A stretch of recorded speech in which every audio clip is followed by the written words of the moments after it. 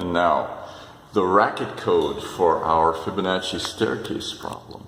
Let's translate the recursion into code. You'll see how natural it is. The initial conditions are something like this. Hang on, let me choose a better pen. The initial conditions are something like this. G of 1 was 1, remember? G of 2 was 2. See? We have a staircase. How many ways to climb one step when n is 1? When n is 1, there's one way. G is 1. When n is 2, well, when n is 2, there's 2 ways to do it. I can do it in 2 steps, or I can do it in 1 step. And so, G is 2, see? And the recursion for all other g's, I can construct the solution from what I have found in the past, like this. Now this has direct translation into a computer program. Okay, watch how I do it, all right? I'm going to do it in Racket, open parenthesis, define g of n. Now, Racket is a very beautiful language. You're going to see just how beautiful. First of all, we put in the initial conditions. If n is 1, g is 1. So if n is equal to 1, then I return 1. See? Close, close, open, open. They match. If n is 2, what should I put here? Well, I return g is 2. Now, in every other case, else what? Well, I do this. I do a recursive call to this function with smaller arguments. It will eventually terminate because it gets smaller and smaller. G, so I subtract 1 from this argument here, and 2 from this argument here, like that. Okay, now I'm going to be careful about closing my parentheses. Close the else, close the cond, close the define. We got to go way back. I'm going to try to go way back here. Close the define. And there we go. There's our function. Now, this is not really a very efficient way to do it. It is mathematically and ideologically totally correct. It's a complete one-to-one translation of this idea into code. So it's really beautiful. And if you don't need to use a large n, if you want a solution for small n, that's fine. But as you can see, if you try this in Dr. Racket, try something like this, g of 40. Or if you want, use the time function and time how long it takes to do g of 40. You're going to find that you get an answer, but it takes 10 seconds on my computer, maybe less or more on yours. And what is that answer? Well, it's 165,580,141. How do I know that? I know that because I don't watch K-pop videos. That's why. Okay, next. We want to make this more efficient, and we're going to use a different concept. We're going to use state variables. State variables plus recursion. Now, I know what you're thinking. See, I always know what you're thinking. You're thinking, I don't understand any of this, teacher. I don't understand. Don't worry. You know, you cannot build Rome in one day. You dive into the code. You type this code. Go get Racket, download it, type all this stuff in right now, today. Dive into the water. You don't need to learn every detail of the basics. Just jump right in, and you will learn as you go along. There's really no other way. Okay, learn on the job. Get in there, start typing code. Even if you don't understand what's going on, you will eventually learn all the details. And I will go over all the details in other videos. It's not necessarily going to be in order, but I will eventually cover every aspect that I need for Racket programming. Okay. So state variables and recursion. We're going to use a beautiful construct called named let, which is really one of my favorite things about the Racket language. It's incredibly elegant. So now let's define this function gg. GG is going to be a faster version. Define. Well, okay, let me explain how it works first. We have 1, 2, and then the next one is 3, 5. Okay. It begins with A and B here. A and B here. Now, in the next step, A plus B, this is A plus B, and this one is going to be the new A. So the new A is B, and the new B is A plus B, you see, in the next step. So this is my state. My state is A and B, these two variables, and on the next step it's going to be here, A and B, and then here, and so on and so on. So we're going to keep updating it like that. All right? You have to understand this idea. A is 1, begins at 1, our initial conditions. B begins at 2 from initial conditions. And how do we update it? What's the next step? Well, your new A, see, A, B goes now here. Your new A is B. Your new B is A plus B. Let's write that in code. Define, and we're going to call this function GGN. Now, I'm going to use this construct, let, named let. You can put any name you want here. I'm going to call it loop. And let me first show you the code, and then I'll explain how this works. And N, A1, B2, close bracket here, like that. Now, what does this do? This is like a function. I start the let, and I call this initially, I call this loop. It initializes my variable. It creates a local variable named n that's initialized to the free variable, this n.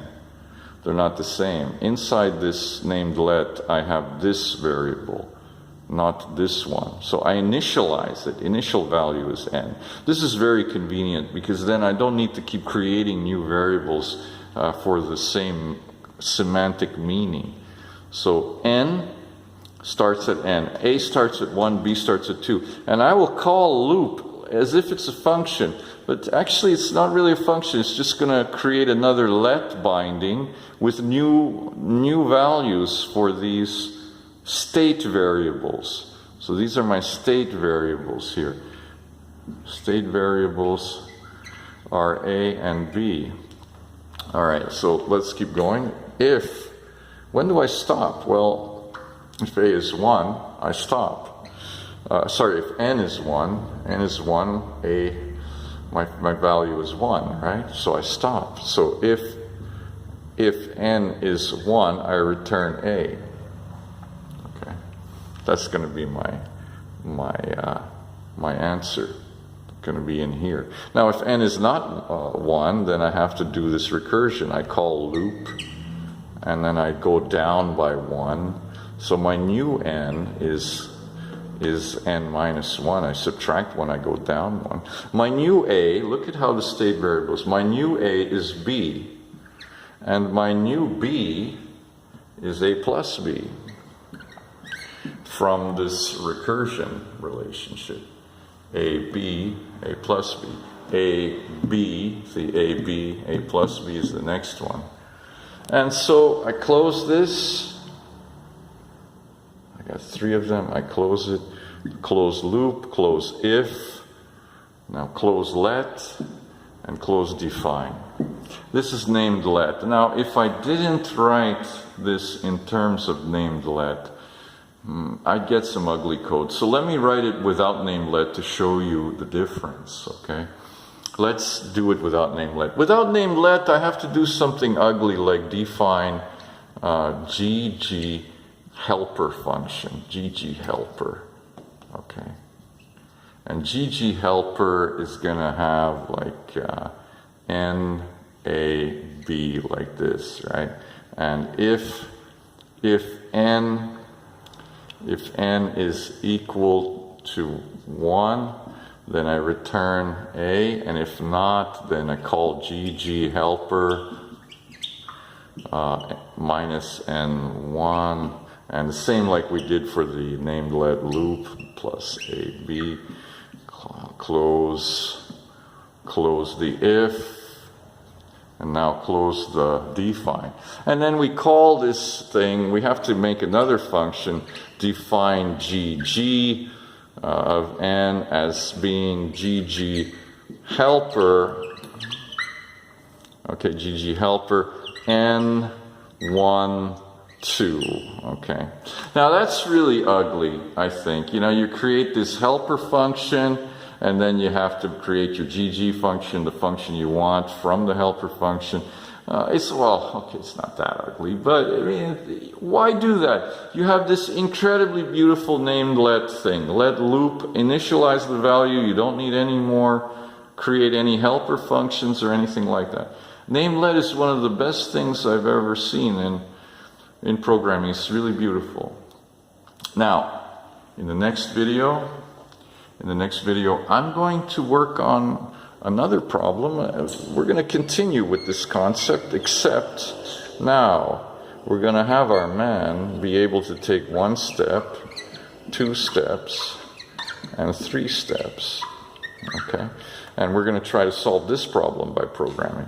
Now, I want to talk just a bit before I end this. I want to talk about why this function is so slow.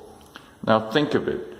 I am calling G, and I call G here. I make a function call. When I call G, G will then call smaller versions of G. It will spawn 2 more functions like this. And then once it goes back around here, it's going to spawn 2 more. You see, you understand what's going on here? You get a combinatorial explosion. I mean, upper bound is like 2 power 40 for this. But I mean, it's not actually going to take that many function calls, but it's a huge number of function calls anyway, so it takes 10 seconds to do. This takes no time at all, because you look, it's linear. GG will call GG, will call GG, and so on.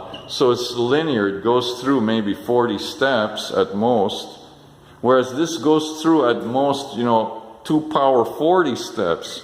It's not that much, because there's some technical reasons which, if you analyze it carefully, it's less than this.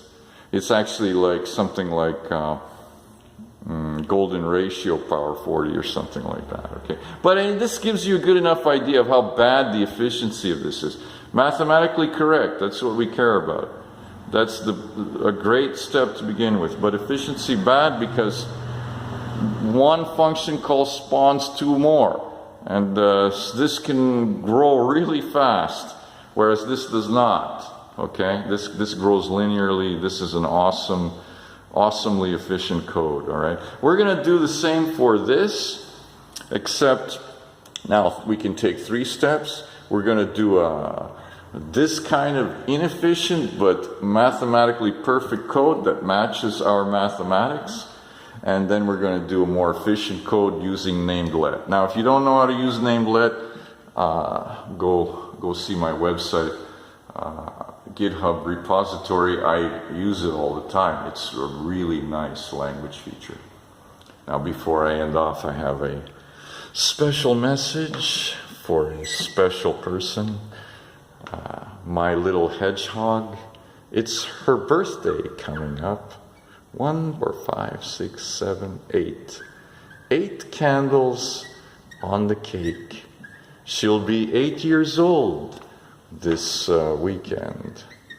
My little hedgehog. Happy birthday.